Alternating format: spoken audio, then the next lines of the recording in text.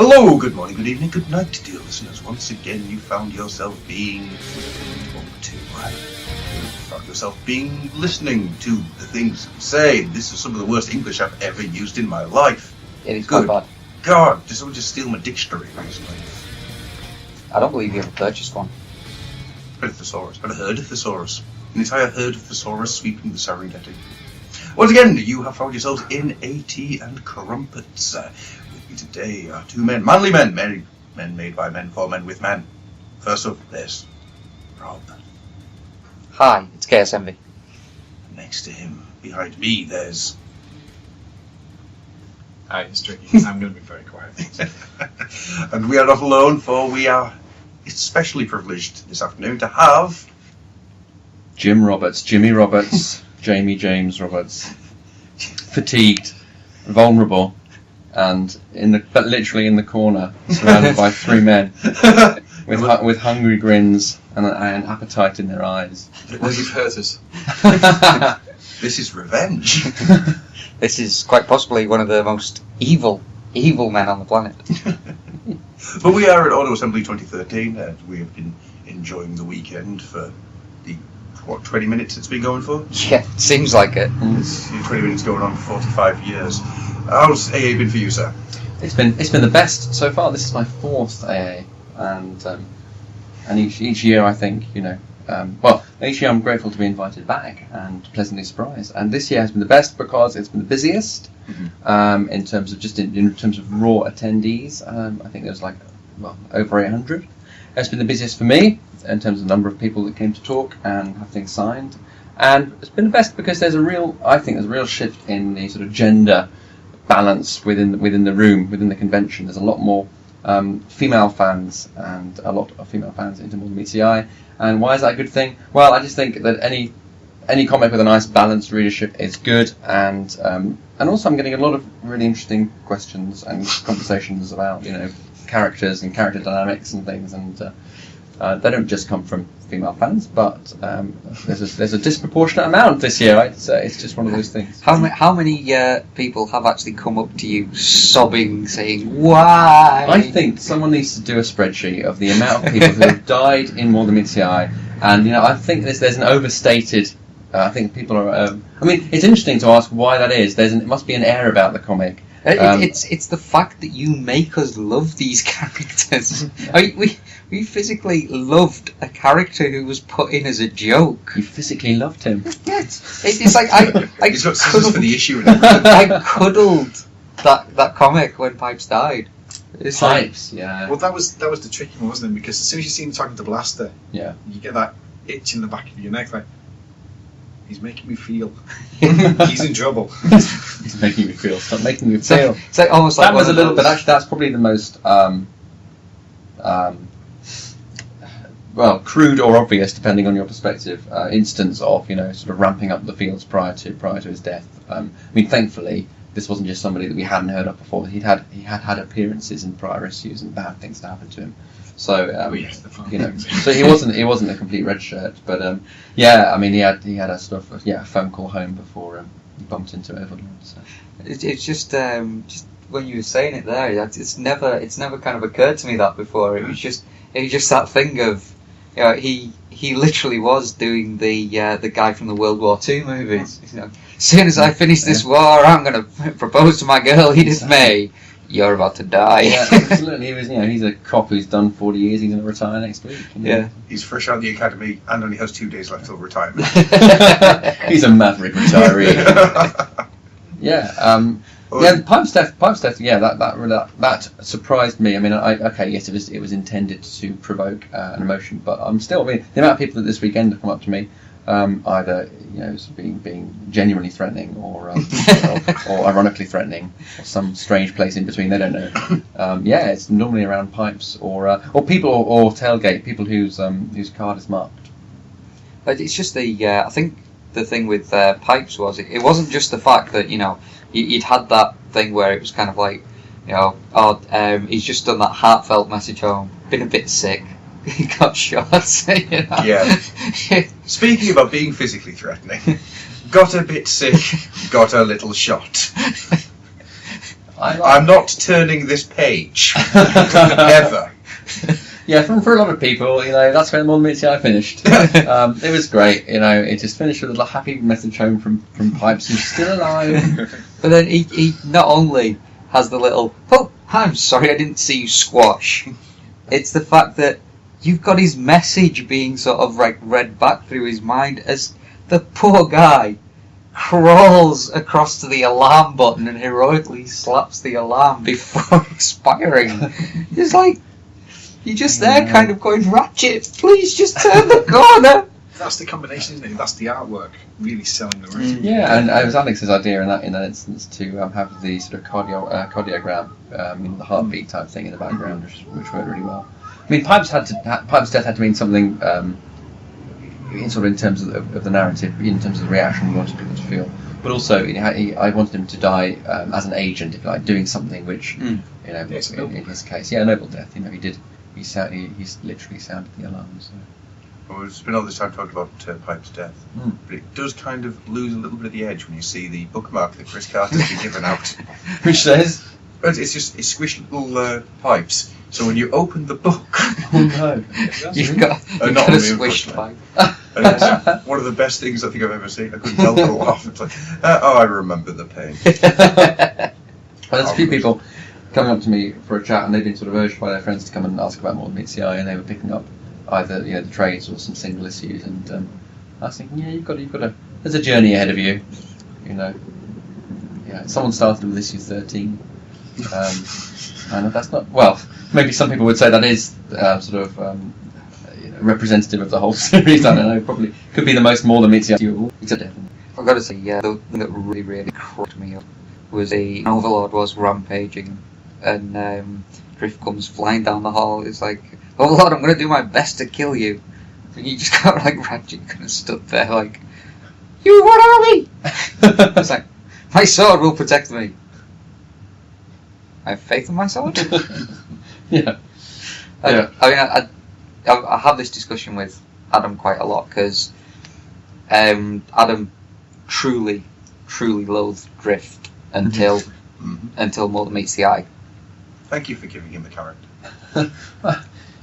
Drift's a vexed and complicated question, isn't it? But I'm not going to get you into trouble by letting you go down the path of explaining anything, just in case. But it's thank you for stopping him from being that. Well, Drift was one of the characters that I was given. In fact, Drift and Rodimus were the only characters I was given, and the rest was up to me. Notwithstanding some horse trading with John. Honestly, I was ambivalent. Well, I wasn't even ambivalent towards Drift. I didn't really have an opinion on Drift, but I knew that I personally could work better with him, with a slightly, with a different personality, and the chaos thing, the seppuku, and the Vector Sigma rebirth type whatever. That was a sort of an opportunity to have some interior redecorations, mentally speaking. Exactly. I always liked him because he screamed to me a robot version of Jubei from Ninja Scroll. Okay. Yeah. Mm-hmm. Basically, he didn't really say very much. He was just there and he was awesome with a sword. Mm.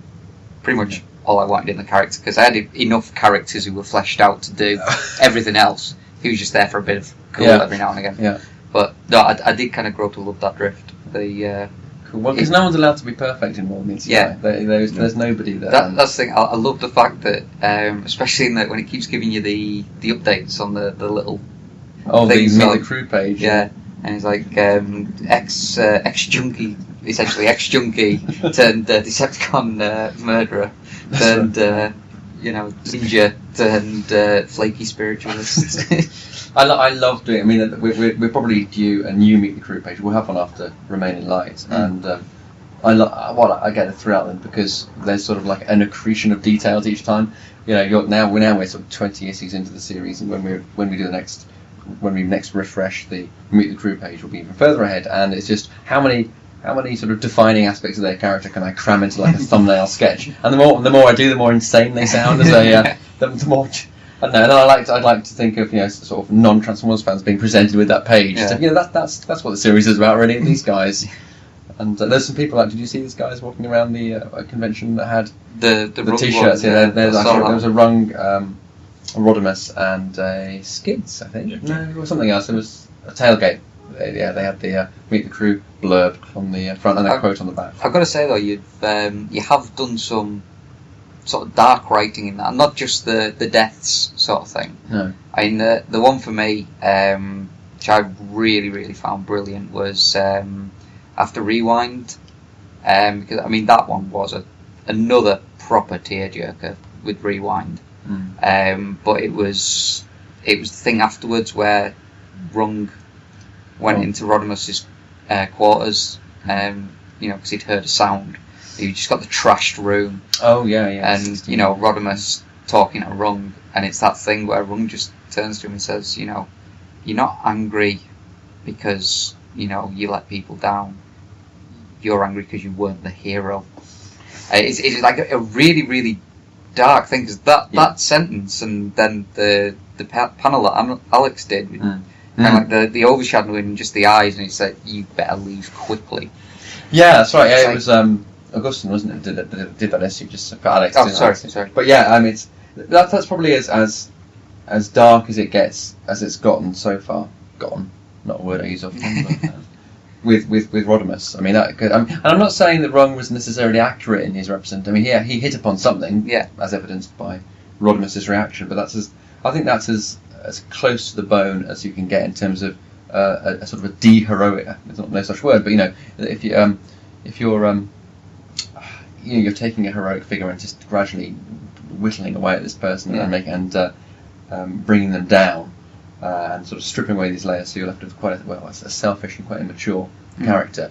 You get to the point where if we went much further, Rodimus would be actively unpleasant. I mean, he winds people up and he's an irritant, but he has still got a core of decency, and he does want to do the right thing. But that he's a very chaotic character, and for that reason, having a chaotic captain that really lends itself to this sort of slightly this could go anywhere type feeling about Modern Meets the Eye. The classic. Cybertronians. Fleshing in a hat. So that's another. Yeah, the annual's another.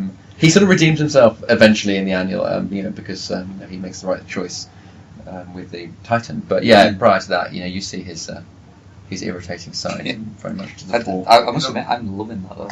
In a lot of ways, Rodimus's journey is the reverse hero's journey, isn't it? Yes. He's sort of like starting off small and building. He starts off like, you are not the hero. You are not the hero. You are not the. Just malleting him all the way back down. Because I mean, the only W Rodimus is he's gone on a strange journey. He didn't. Let's face, he didn't earn the Rodimus title. He didn't earn carrying the Matrix. He only really kept it warm for a couple of days anyway.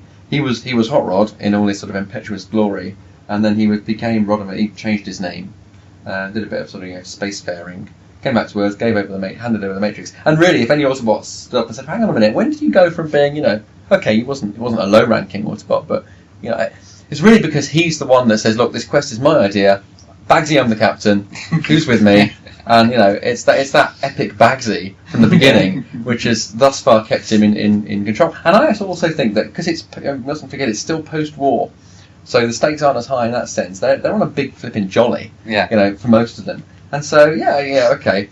As long as Rodimus doesn't actively put their lives at risk, which actually is another discussion, isn't it? But I mean, I think quite a lot of them are quite fond of him, and it's that charisma that keeps him hanging on there.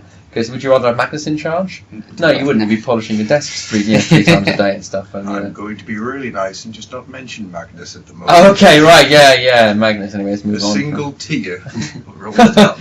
If you can hear in the background the music from the end of The Incredible Hulk. That's what we're getting in the room now. He's shuffling all the littlest hobo. One thing I would like to ask about one of the issues is the thing with Rodimus and Drift, when Drift's giving him, sword lessons. He walks through the door and says, those two have a weird relationship. And then you've got like that panel of him sort of going to show him the sword move, and then Magnus coming in and both kind of going, ah!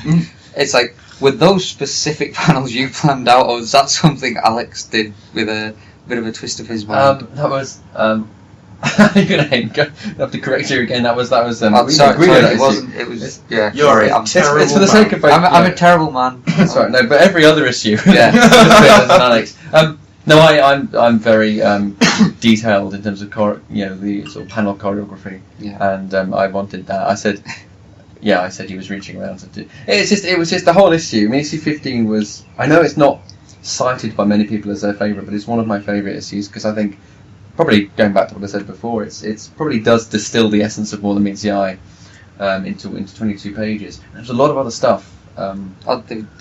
We couldn't squeeze into it, because I would say that is one of my favourite issues. Okay, yeah. Just the bark roll. Yeah, and I knew that was coming. Immediately after that, issue 14, there was Crumdome in Overlord's head. There was Overlord's escape. There was the aftermath. There was Luna 1. I mean, I knew that bark roll was the last opportunity, both as a creator and as the crew, they'd have for something approaching normality before it all goes to hell. So. It was the last hurrah, really, and that's you sort of get that in the text as well, because they're literally riding off into the sunset. But it's like with other comics. There's the X-Men where they just defeated what was the big Xavier Magneto thing called? Onslaught. Oh yeah, right. Yeah, and they just defeated Onslaught. Big, massive kind of crossover thing, and then you had this one issue which I love to pieces. It's still one of my favourite issues, and it is just them all getting up and getting ready to have a breakfast together. Oh, great, yeah. And it's that kind of normalcy where you see these people fighting and all that all the time and making the truly heroic decision. Yeah. But you just saw them as normal people. Yeah, I'm sure that would be my favourite issue too. I'd write 10 of those. I know novelty would wear off, but. Tailgate goes for breakfast in part 4. no, I can see this. The Last Supper, yeah. The Last Supper of Tailgate. And I think that's why maybe that echoes. Maybe that's what I was trying to get at the beginning about this. It's not just a gender thing, but there's just I'm talking to like a different types of fan that are really into like the issue 13s of the world. And that's really exciting. It's really, I tell you what it is. It's relief. It's a relief for me because I think because that's, I don't want to write 22-page fight scenes, and I don't really think most people want to read them either. But to hear people say, the bit with Drift teaching Rodimus to hold the sword, or the night out on the town, or just the sort of the meta bomb in issue 15, stuff like that. People like those things. That's great because that's what I like. The proper laugh out loud moments is you don't get many comics that have the weight that I think More Than Meets the Eye has, but also have the laugh out loud moments. Cool. I know for a fact I have laughed out loud when I've been reading More Than Meets the Eye at work. Yeah. You sat in the back office having my lunch, and somebody walks through to get a game or something off the shelf, and I just burst out laughing, and they're like, "What?" Nothing.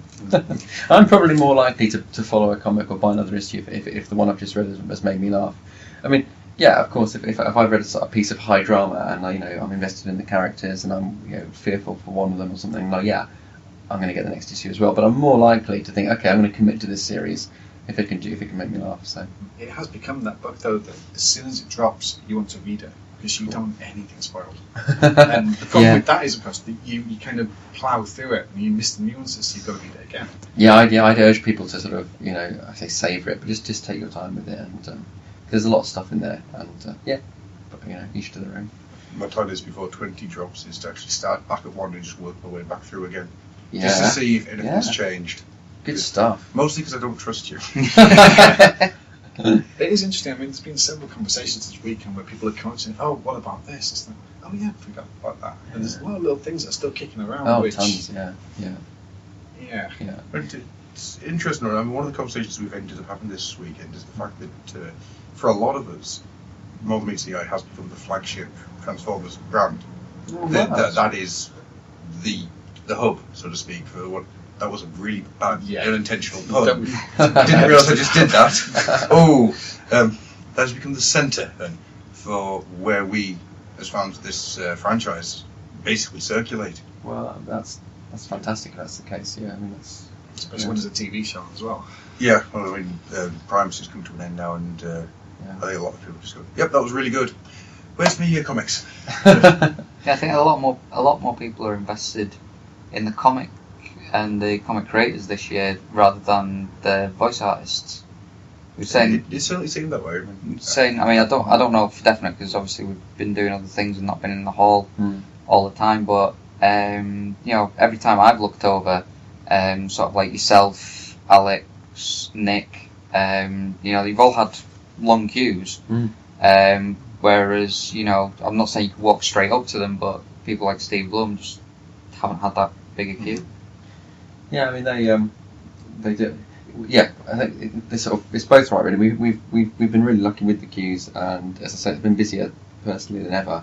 But I mean the voice actors, they really sort of the queues were snaking out of the room in the end. But what I like about AA is that there's definitely a sort of a leaning towards the comic, and I think that's all tied in with Transformers UK and our generation of guys that and girls that grew up getting it. And I was talking to somebody else about it.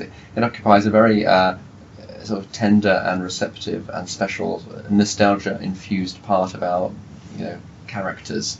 And given that it's we're selling like over 200,000 copies a week, you're going to get quite a large cohort of people in their 30s for whom that will have a special place in their hearts. And so you've got the likes of it was a veritable TFUK reunion here. Simon Furman, Stephen Baskerville, Andy Wallman, Jeff Senior, the great and the good.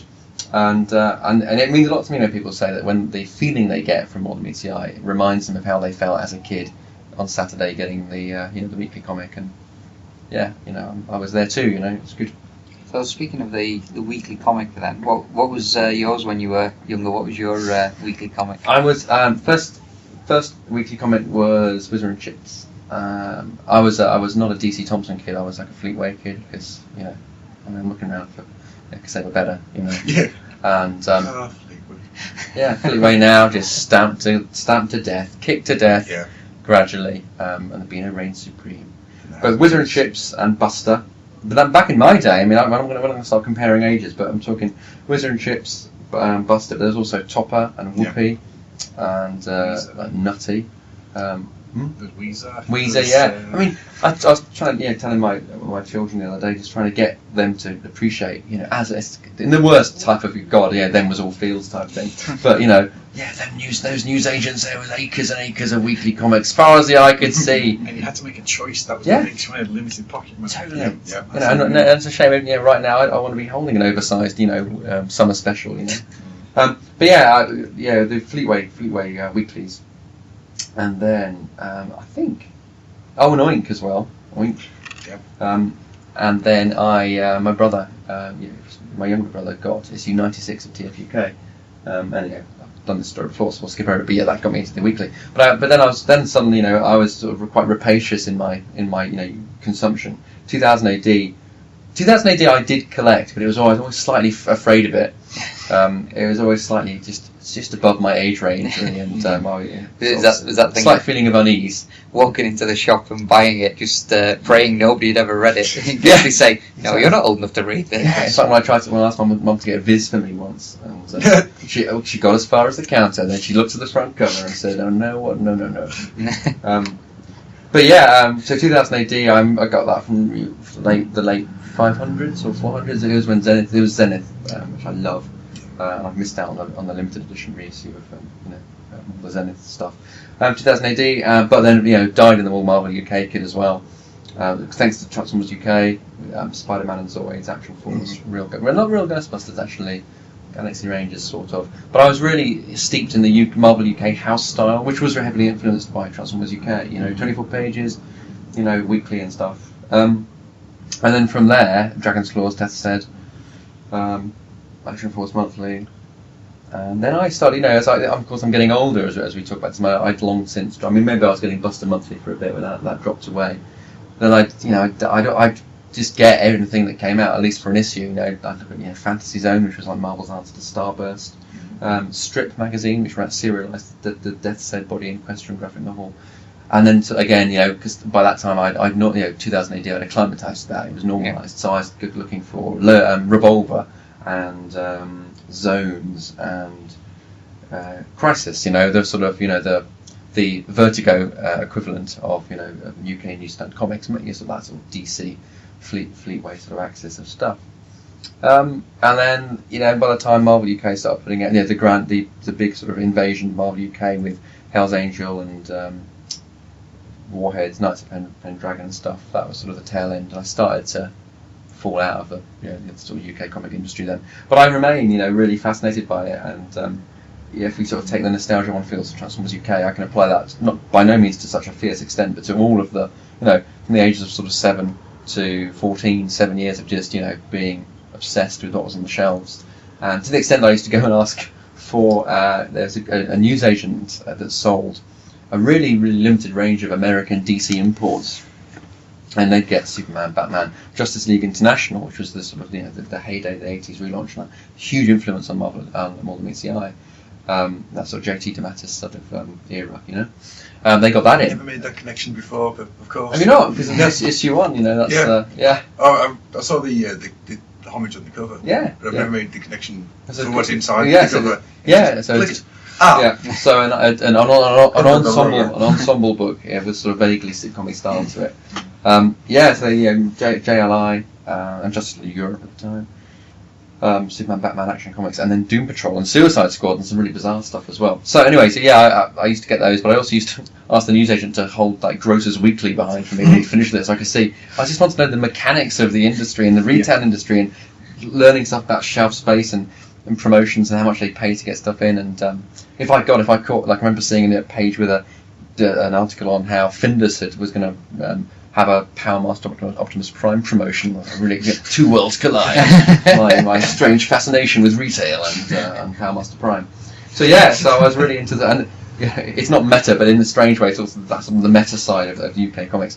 Anyway, that's a long answer for you, but there was talk of bringing out this guy affiliated with Des Skin was going to bring out like the ultimate history of Marvel UK from like 1960 to 2000. Wow. And we got as far. It's still in the making actually. I wish I knew the guy's name.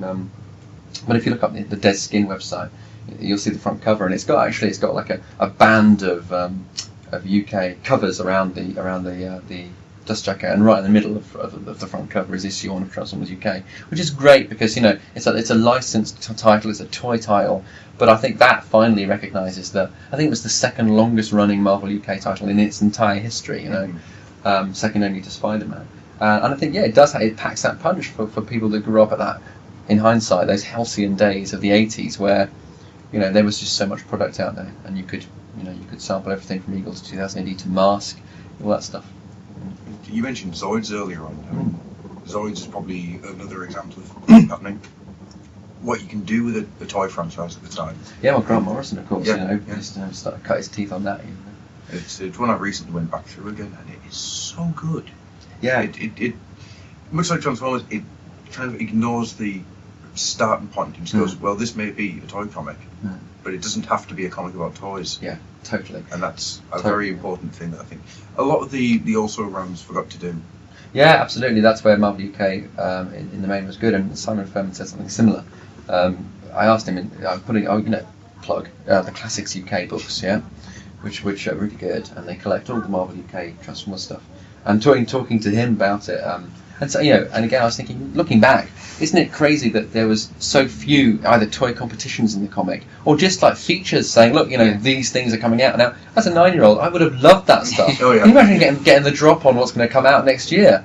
Would have lapped that up. Hasbro would have lapped. It would have been everyone's a winner. And Simon was saying, him and Ian Rimmer were like, well, we don't want it to be seen as a toy comic. People stop buying it for their kids because they're sick of the kid going, Mom, look what's going out! Yeah, but it would have worked well. So yeah, it's always benefited from the really strong stable of Marvel UK creators at the time. You know, likes of Morrison, but also Senior was the the house artist really. Yeah. And Stevie O as well, and Yeah. others, Kev Hopgood as well. But yeah, good people. A lot of guys came out of that. The UK classic reprints are fantastic, mainly because we now get things like What's in a Name. Yeah. Show it to somebody else, because that for me is that is the swoop story for me, and that Yeah. always was. And I can now point people to this book and say, look, go read this. This is perfect. Yeah. So thank you for it. Well, no, it's an entirely selfish project, you know. I mean, I pitched it to Andy Schmidt, who's now moved on, but I said, I actually started off as a coffee table book.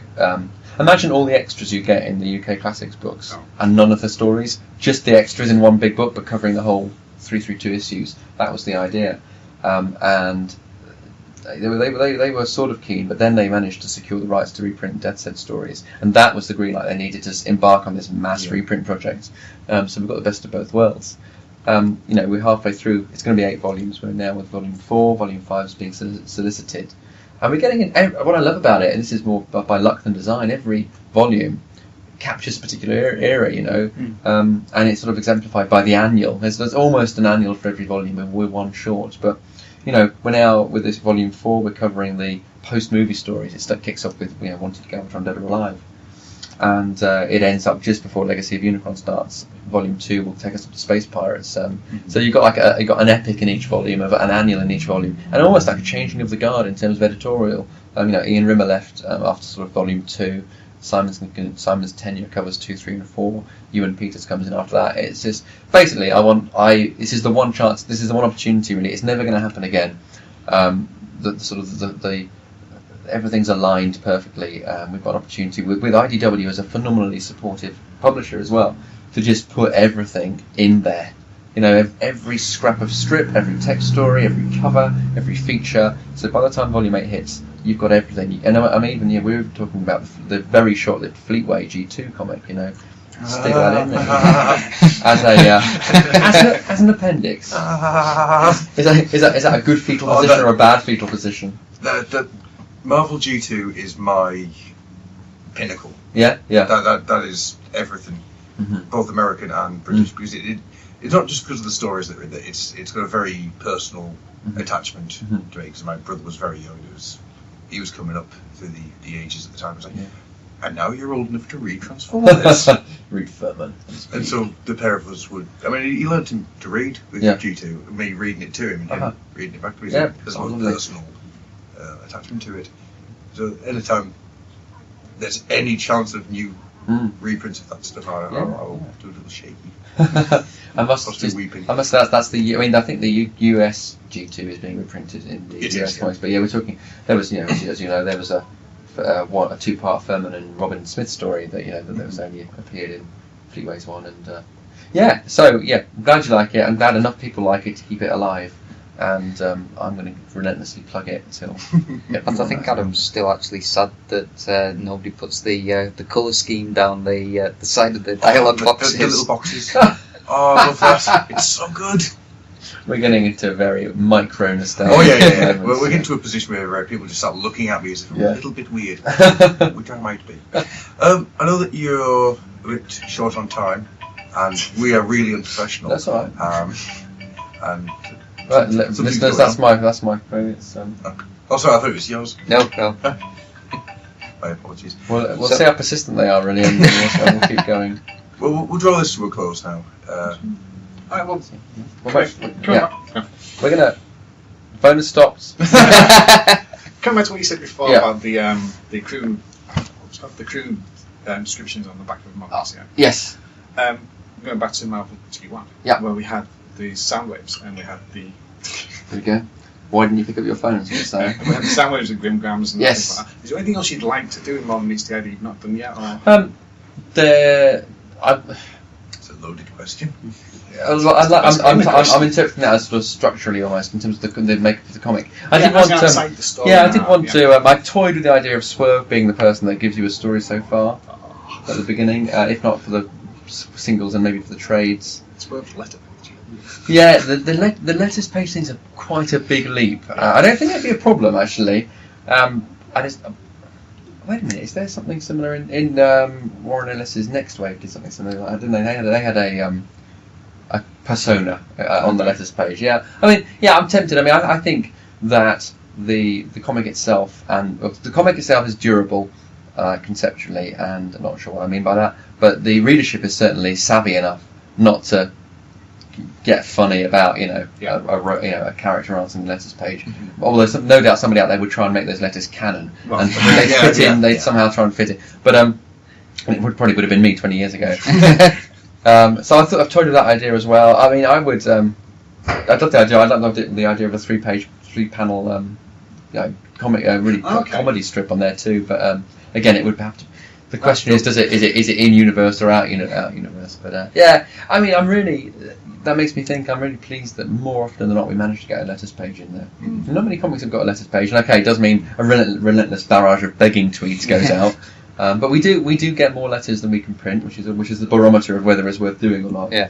And it's not just trying to get curry, get some complimentary letters. There's two fantastic letters in the latest issue 19. One is from a gay guy who said that issue 16 meant a lot to him and it's important to him. And the next letter is from somebody that's discovered Morrissey thanks to my recommendations on the IDW board. So double win really. Trying to work out, do we have enough time to drop into 16? Ooh. There could be an entire day of talking. That would be a long session. Yeah. Has there been any interesting fallout from 16? No, I mean, unless things are being, kept from sight, I have not really. I've come across maybe a couple of funny tweets, funny as in, peculiar. But yeah, I mean, otherwise, again, unless I'm not seeing stuff, what a fantastic and mature and reasonable and life-affirming reaction, which is just people are like, yeah, good, cool, okay. Yeah. No. I must admit when I read it, because I do get told this quite a lot, I am quite naive in a lot of senses, and for me, I mean, a lot of my friends are like family, you love them like family rather than just being a friend that you hang out with. And I mean, I've got a friend who I've known since I was like 14. He was, when I had my back surgery, basically the hotel staff were trying to throw him out of the hotel. The hospital staff were. Why do you hospital? The hospital staff were trying to throw him out, and he's like, "No, I'm not leaving until he's back on the ward. I don't care if he's conscious and I can speak to him. I'm not. I just want to know he's back on the ward." That's how good a friendship we have. And when with the Rewind and Chrome Dome thing, it was for me when Chrome Dome did that whole thing of that quick message, and he said, "I love you" at the end. For me, it was just that was a really, really close friendship. It wasn't until I was having this discussion with Adam, and Adam basically said, "Well, they're kind of married." It's like, it's that whole thing of you don't think of that in Transformers, because they are obviously a sexless race for the most part in IDW, and it's like that thing of without the drive for reproduction, would you feel that need for a soulmate, a life coupling sort of thing?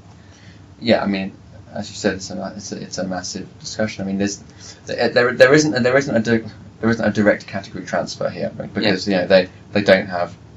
They don't. We were going to get into. Let's talk about gender as well. We want to make it a 10-hour discussion. But okay, they don't reproduce sexually, and they are, I say technically genderless because we've got the RC, personal pronoun thing in there. But and so you can't neatly map sort of this sort of Transformer model of relationships across the human model. But I'm not being disingenuous because they are essentially a married couple. They're sort of like a romantic couple.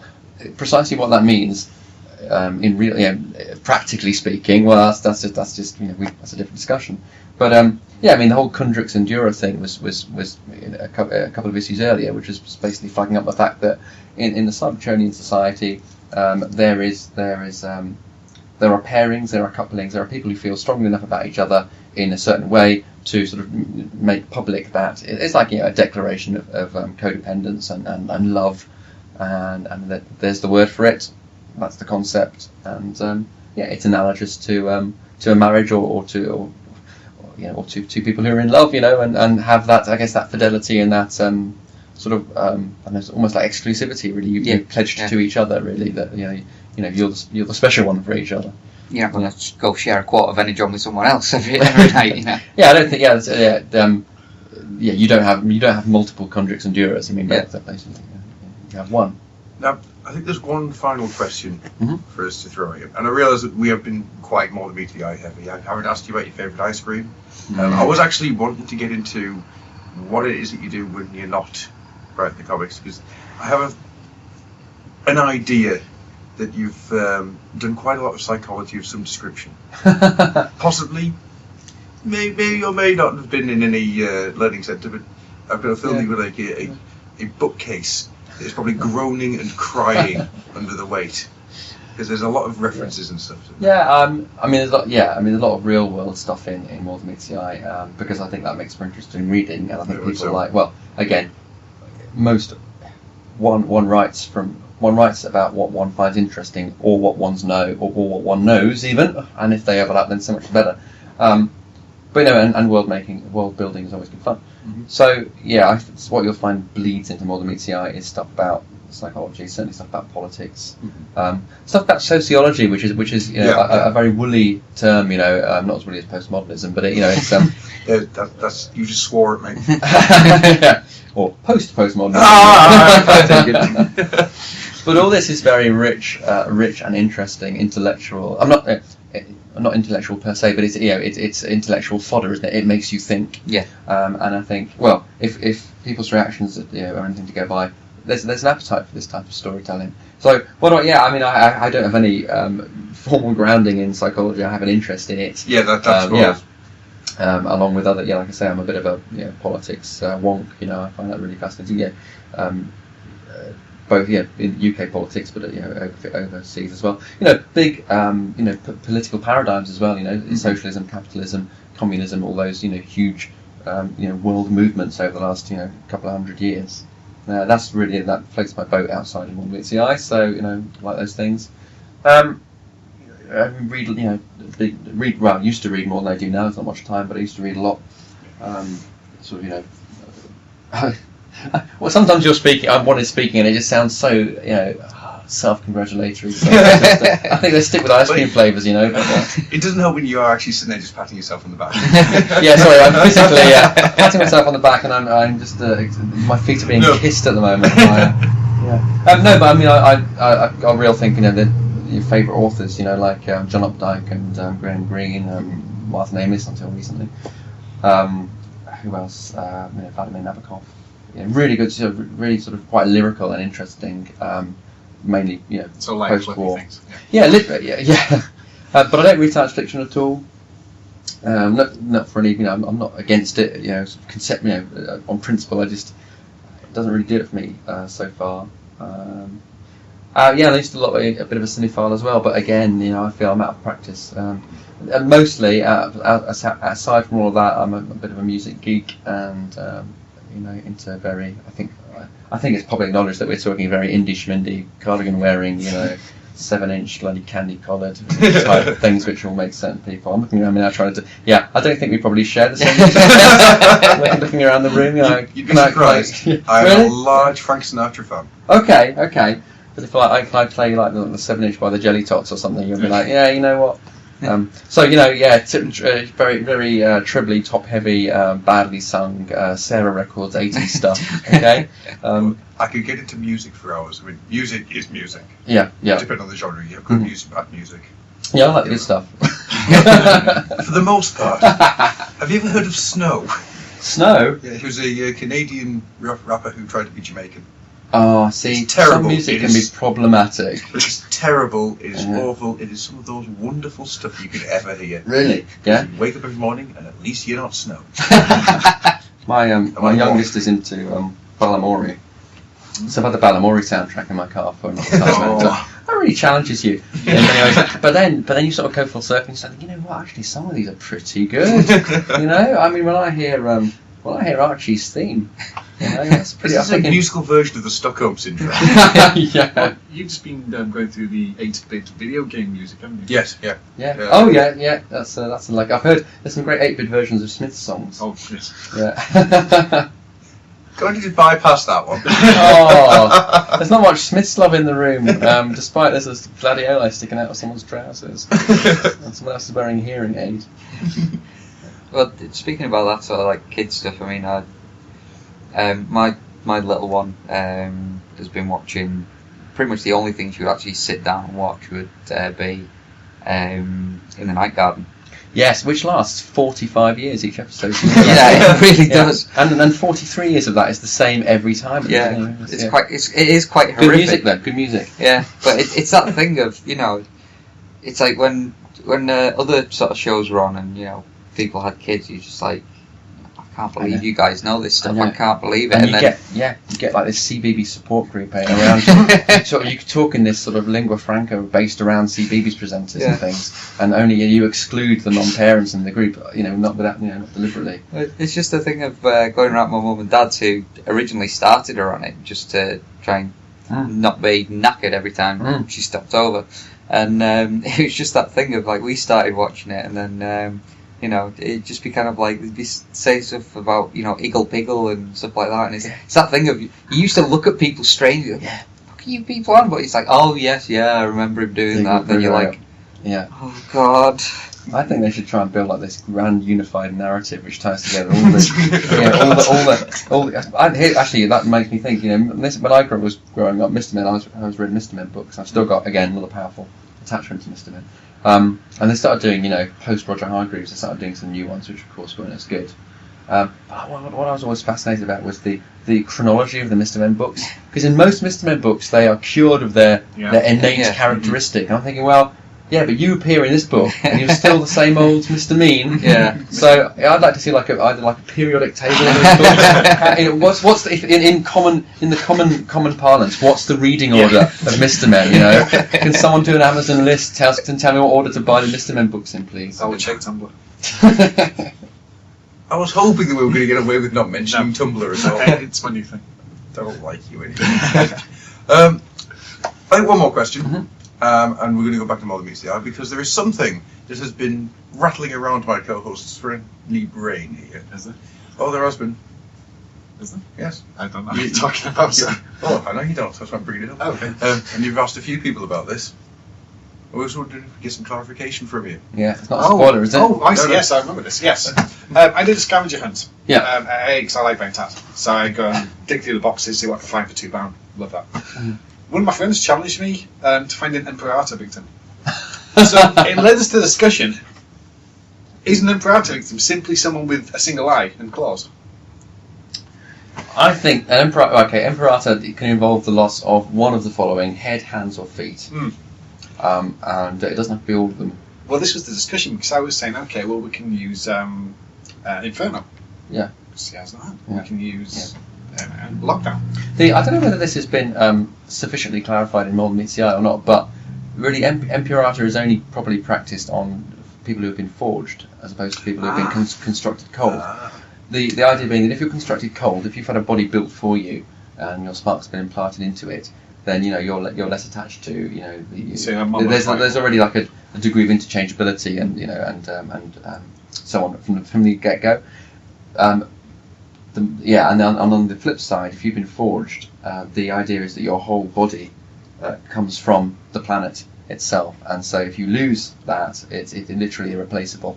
And, you know, building on that, you know, certainly in Ratchet's case, Farmer's case, and so on, where hands are involved, and I would, and this hasn't been established, but I think also in World's case, but optically as well. Yeah. You know, if you've got a particular like acuity of the eyes, whatever, you know, and they get taken out. Yeah, you can get new eyes and you can get new hands, but they're not going to be as good as the ones that you were born with. Sure. Interesting. Yes. Well, I think with that, because we have taken nearly an hour of your time. And it's, What? As it's the end of it, I'm fairly sure that you want to get to the bar. Yeah. Or lie down. Or possibly just cry. I might lie down in the bar.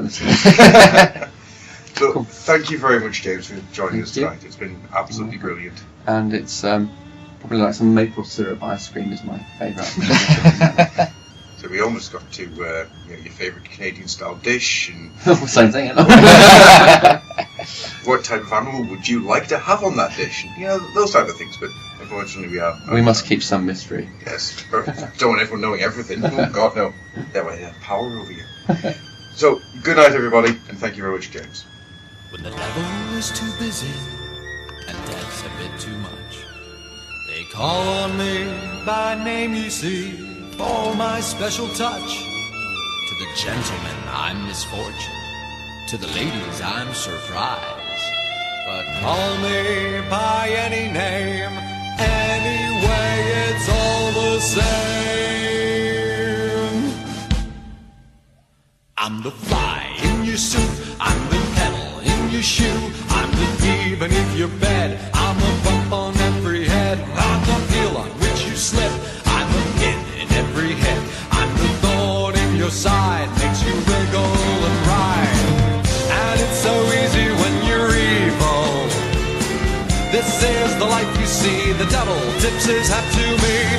I do it all because I'm evil, and I do it all for free. Your tears are all the pay I'll ever need.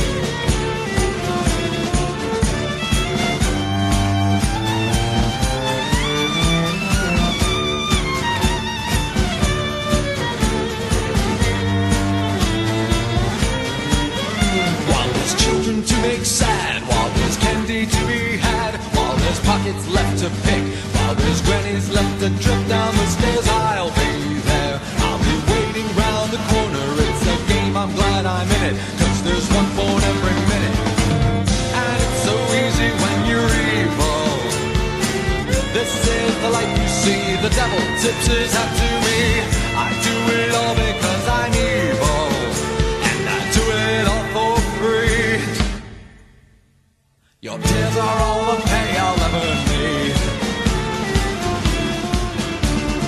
I pledge my allegiance to all things dark, and I promise on my damned soul to do as I am told.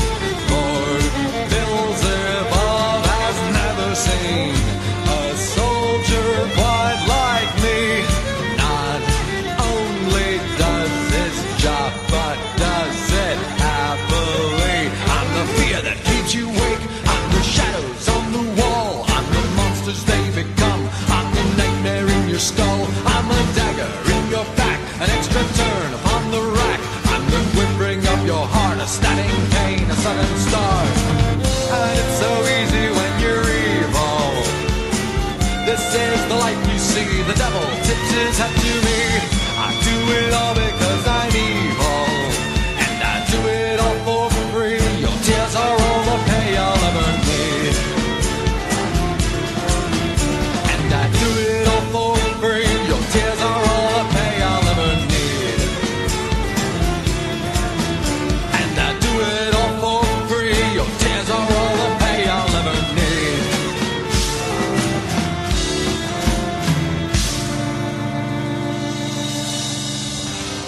It gets so lonely being evil. What I'd do to see a smile, even for a little while.